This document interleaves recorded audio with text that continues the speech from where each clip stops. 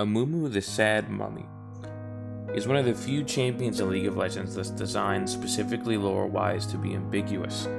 So a lot of what's going to be discussed here is going to be purely speculative, based on what has been given and what I believe to maybe be the case.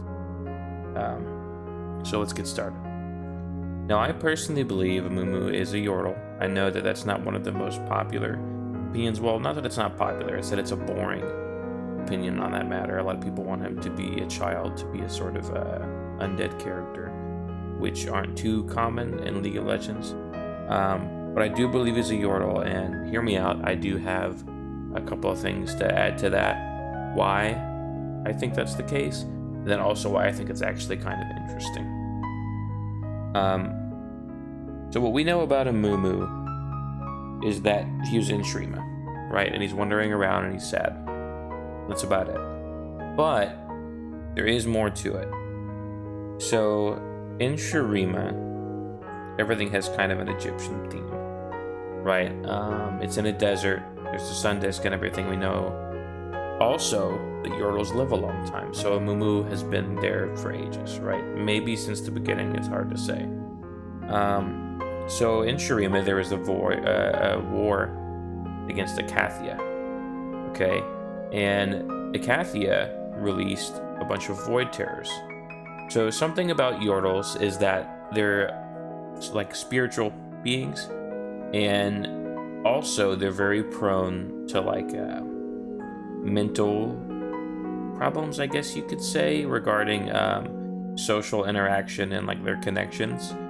And see, there's a few examples of this. So if we look at Heimerdinger, we know that he was kind of scarred by the use of magic in the original Rune Wars, and that's why he doesn't, he's not a big fan of magical stuff, right? And that stuck with him, okay? It's a big part of his personality at this point. Other than that, we can look at, say, Lulu and how she bumped into the mystical glade and is now obsessed with that sort of nature magic kind of deal, right? And then Vigar, who was essentially tortured by Mordekaiser for years, is now attempting to be evil and sort of mimicking Mordekaiser in that sense, and it's really warped his personality. So based on all these examples, Yordles are clearly a very easily influenced. So if we take a Amumu, who is in Shurima, probably during the war with Acathia and subsequently all the Void Terrors being released, he witnessed all that, and he witnessed the fall of Shurima, and all of that had to have been extremely traumatizing, right? And so, knowing what we know about Yordles, it is also very likely that this heavily warped his personality.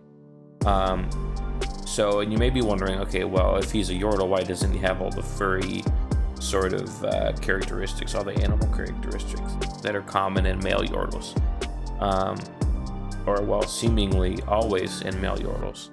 Well, see, Yordles have the ability to change appearance. It's called glamour. It's in other video games and media. It is very likely, in my opinion, that what's happened here is that he was traumatized, okay, and then he wandered into the tomb that's discussed in the story told by the forgetting his name. It's a guy who wandered into the tomb, basically, and then got touched with the curse of Amumu, right? I think what's happened here is that with their mystical nature and ability to use magic, that after all of the tragedies that occurred, he'd lost his mind to some extent and then gone into that tomb of his own free will. I don't think that is his tomb. Okay, what I think happened is that that's a tomb of like some prince from the past, and that Amumu, seeing all of that, took on that form and has kind of created this himself, this image. And I even think that the curse magic that he seems to be using, or maybe it's not even magic, maybe it's just a curse that he's accidentally hurting people with, is self-imposed.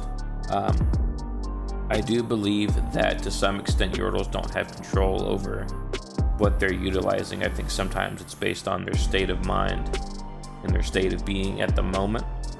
So I think that all of this is self-imposed. I propose that the entire thing is mental for him, which, because he's a Yordle, manifests in the physical and spiritual sense.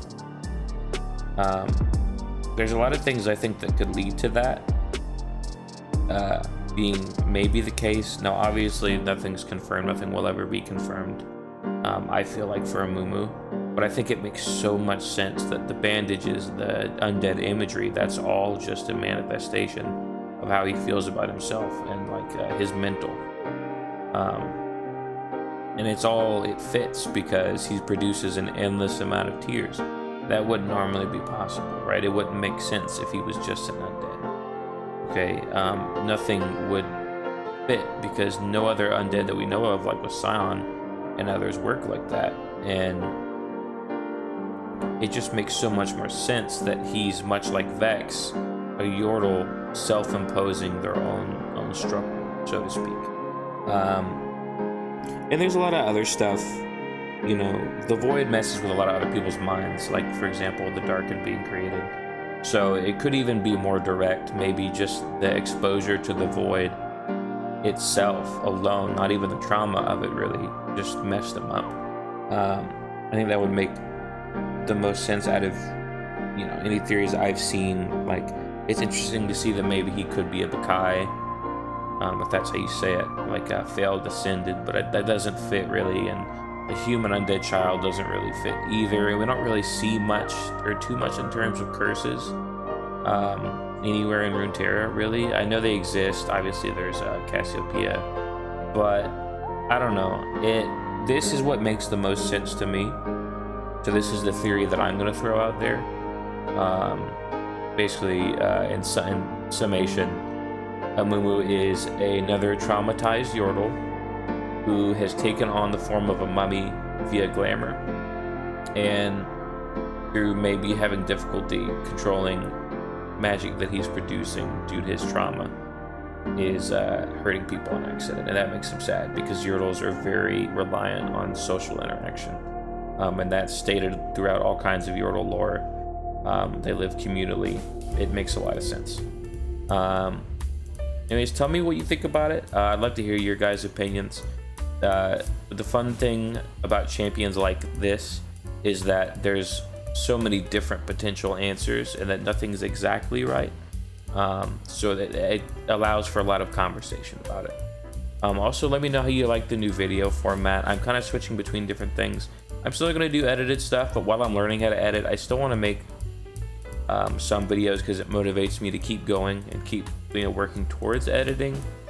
So I'm trying different things, and I feel like having this picture here lets us really look at the champion while we, conversate about the lore, and I feel like that adds to it and lets you really, really get into the mindset. But yeah, thanks for watching.